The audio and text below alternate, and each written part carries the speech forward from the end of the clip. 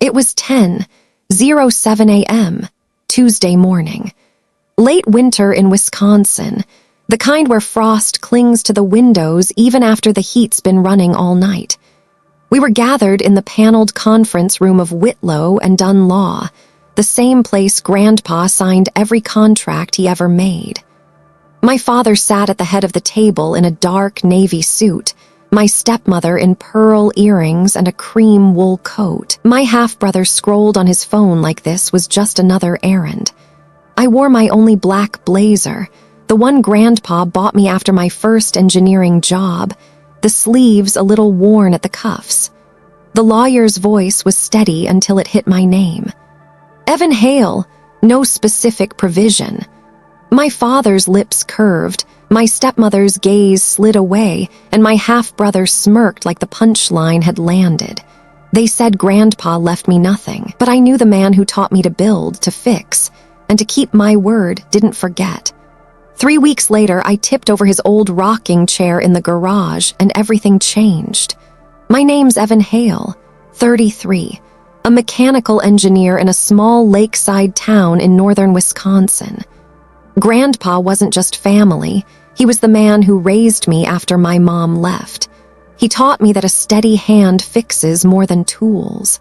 Summers were spent in his garage, dust floating in sunbeams, the scent of cedar and motor oil clinging to our clothes. We built birdhouses, fixed boat engines, and patched up neighbors' chairs for nothing more than a handshake. My father remarried when I was 10. My stepmother, always immaculate, always calculating, made it clear I wasn't part of her blueprint. My half-brother followed her lead, learning early which side to stand on. I became the quiet one in the corner, the one they didn't invite into decisions, only told about them after the fact. When Grandpa died of a sudden heart attack on a Thursday night in February, the funeral was barely over before the meeting with the lawyer was set. They called it finalizing the estate. I knew better. It was about making sure every seat at that table already belonged to them. The lawyer flipped another page, his voice smooth and practiced, like he'd done this 100 times, which he probably had. The primary residence, the lakefront property, all business holdings, he read, glancing toward my father and stepmother. To be transferred in equal shares to Richard Hale and Margaret Hale. I kept my hands flat on the table, the edge of the wood cool under my palms. Then came the pause, the kind where you know the next words are yours, but you already dread hearing them. As for Evan Hale, he adjusted his glasses. No specific provision, just 6 words. My father's mouth twitched into a smile he didn't bother hiding. My stepmother kept her eyes on the folder in front of her like she'd seen this line coming for months. My half-brother leaned back in his chair, arms folded, smirk in place, like this was the best part of the show. They said nothing more about me. No reason, no acknowledgement. Just moved on like I'd never been in the room. I didn't speak either.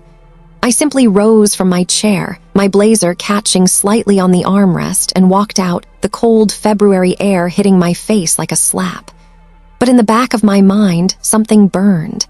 Grandpa was not a man who forgot.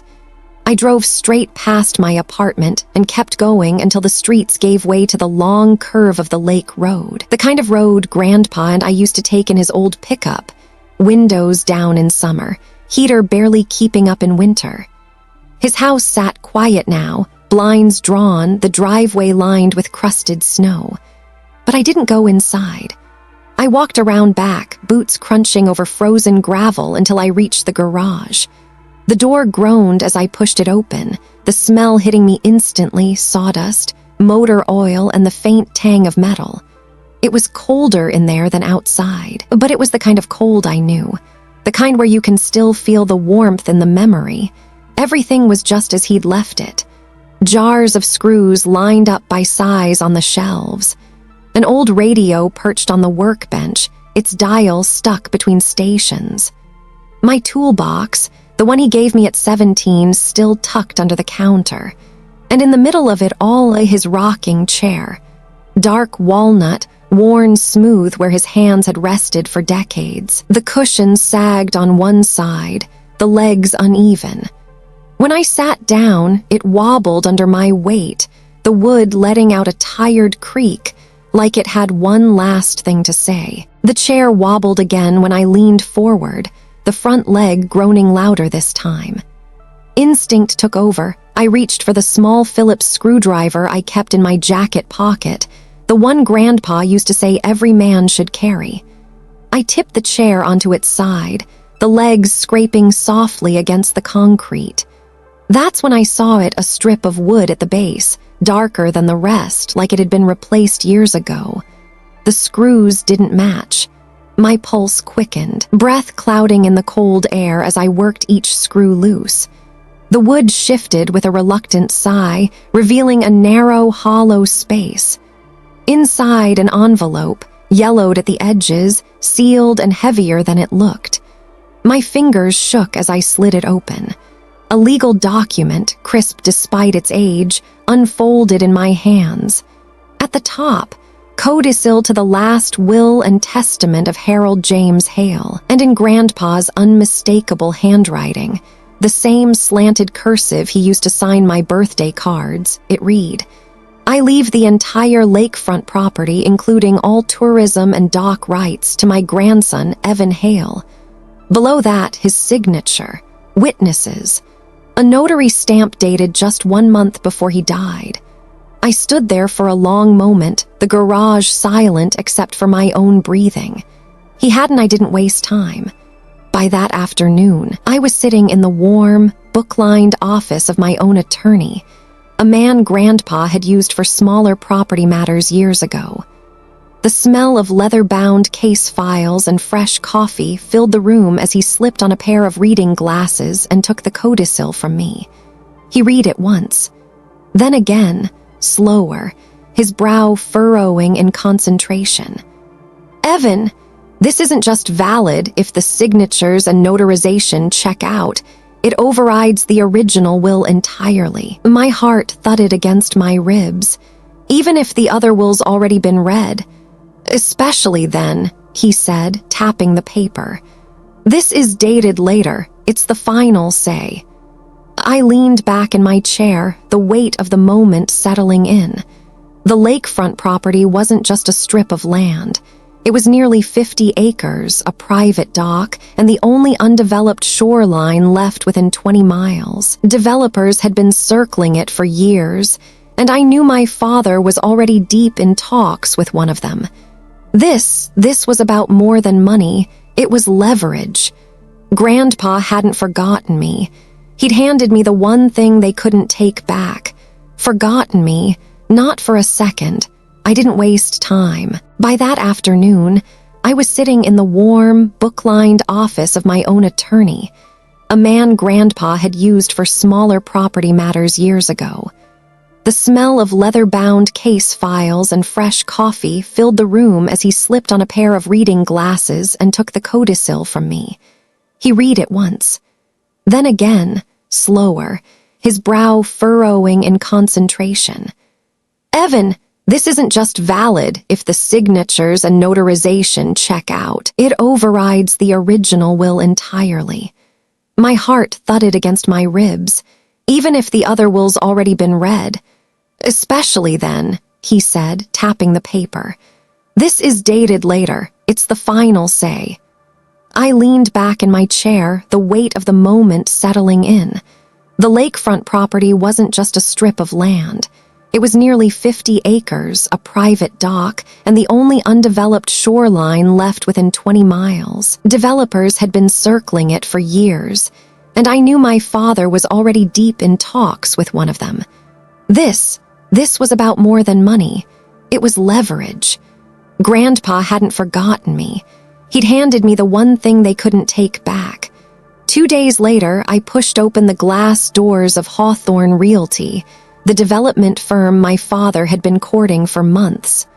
The conference room was all chrome and glass, the kind of place where the air smelled faintly of expensive paper and stale coffee. Through the wall of windows, I could see them, My father at the head of the table in a charcoal suit, my stepmother to his right, my half-brother lounging with false confidence. Across from them sat two men in tailored blazers, the buyers. I stepped inside without knocking, every head turned. My father's smile was tight. "Evan, we're in the middle of—" "I know," I said, crossing the room. I pulled the thick manila envelope from my jacket and set it on the polished table, sliding it toward the family's lawyer. He frowned, opened it, and began to read. The room went very still. My stepmother's hand crept toward my father's arm. My half-brother straightened in his seat. "Is this—" the lawyer began, but my father cut in, voice sharp. "Where did you get this?" I didn't answer. I didn't need to. The lawyer cleared his throat, looking directly at the buyers. Under Wisconsin state law, this codicil supersedes the previous will. The lakefront property now belongs solely to Evan Hale. Silence, the kind you can feel pressing in on your skin. I reached out, took the envelope back, and slipped it inside my jacket. "Good luck with the sale," I said quietly. Then I turned and walked out. The door swung shut behind me, muting their voices, but not enough to hide the chaos starting inside. Through the glass wall, I saw the buyers exchange a look, their polished confidence fading fast. One of them closed his folder, the other slid his pen back into his jacket pocket. My father was already leaning forward, speaking quickly, hands spread in that politician's gesture he used when he was losing ground. My stepmother's face had gone pale, her pearl earrings catching the fluorescent light like tiny warning signals. My half-brother glanced toward the window, his smirk gone, replaced with something closer to disbelief. I didn't wait to see the rest. The deal was dead. Without the land, there was nothing to sell, nothing to promise. Years of planning gone in the space of a few sentences. Outside, the winter air cut sharp against my face, but it didn't sting. It felt clean. In my pocket, the envelope crackled softly, not like paper, but like a fuse that had already burned to the end. I didn't sell the land. Grandpa had always said the lake wasn't just water, it was a mirror. "You take care of it, and it'll take care of you," he'd tell me while we patched up the old dock in summer, so I kept it. The first thing I did was hire a local conservation team to clean up the shoreline. We restored the dock, rebuilt the boathouse, and added a small public launch for anyone in town to use. On weekends, I'd see kids fishing off the pier, their lines dipping in the same water where Grandpa taught me to cast. Families picnicked under the pines. The property became more than just mine. It became part of the community again. Back at the garage, I replaced the broken slats on Grandpa's rocking chair, sanding each one until the grain ran smooth under my palms. When I set it back on the floor, it didn't wobble anymore. It felt right. They never called. No letters. No sudden visits to talk things through. If we crossed paths in town, my stepmother would turn to study a storefront window. My half-brother would check his phone, and my father, he'd just keep walking. But the silence didn't bother me. Word traveled fast in a small lakeside town. Neighbors stopped me at the grocery store, at the bait shop, even outside the post office. They thanked me for keeping the land untouched, for making sure the lake stayed ours. Their gratitude felt more real than any apology my family could have given, and maybe that's because I wasn't looking for an apology anymore. I had what mattered. They thought Grandpa left me nothing, but he left me something they could never buy, never sell, never take, the trust that I'd know exactly what to do with it. And I did. If this story stayed with you, there are more like it waiting here. Subscribe to the channel and be here for the next one.